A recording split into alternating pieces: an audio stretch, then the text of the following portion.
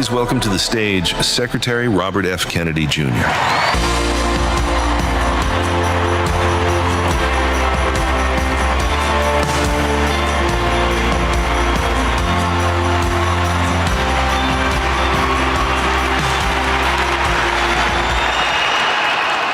Charlie's overarching passion was his Christianity and his devotion to his God.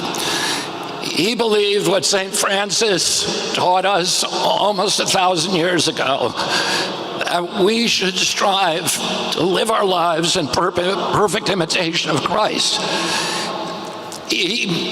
That we should turn every day and every moment and every interaction into a prayer. And Charlie understood the great paradox that it's only by surrender to God that God's power can flow into our lives and make us effective human beings. Christ died at 33 years old, but he changed the trajectory of history. Charlie died at 31 years old, but because he had surrendered, he also now has changed the trajectory of history.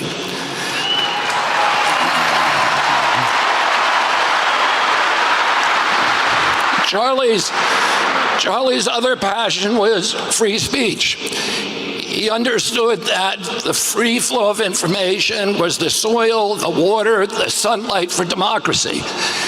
He understood democracy's great advantage was that our policies were formed by ideas that had triumphed in a marketplace of debate and conversation.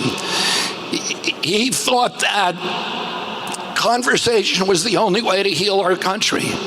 And this was particularly important during a technological age when we are all hooked into social rhythms, social algorithms that are hacked into the reptilian cores of our brain and amplify our impulses for tribalism and for division. He felt that the only way to overcome that biological impulse was with a spiritual fire and with developing community, and the only way to develop community was through conversation.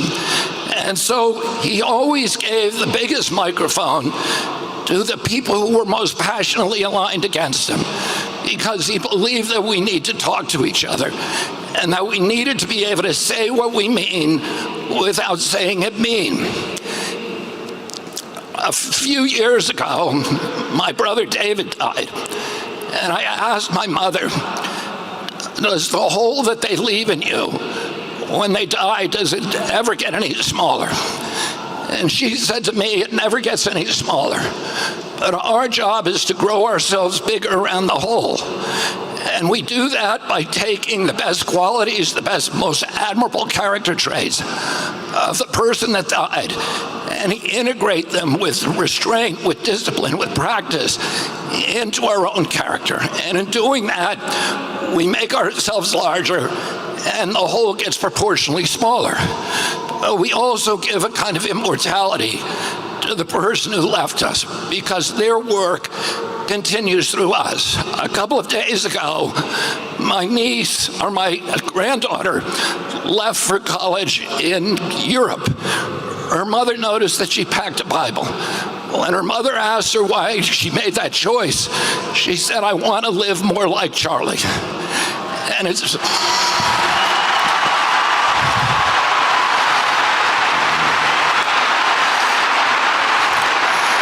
In one of my first conversations with Charlie in July of 2021, we were talking about the risks that all of us take when we challenge entrenched interests, the physical risk. And he asked me if I was scared of dying. And I said to him, there's a lot worse things than death. And one of those things is if we lost our constitutional rights in this country and that our children were raised as slaves. And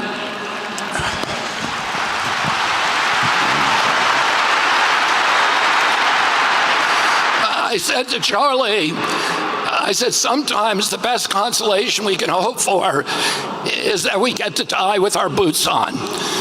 Well, Charlie died with his boots on. And he died to make sure that we didn't have to undergo those fates that are worse than death. Oh, let's remember Charlie. He was, for those of us who were friends with Charlie, we don't need any more evidence of the love of God, because the evidence, the friendship, is the best evidence that God loves us all. Thank you, and God bless you.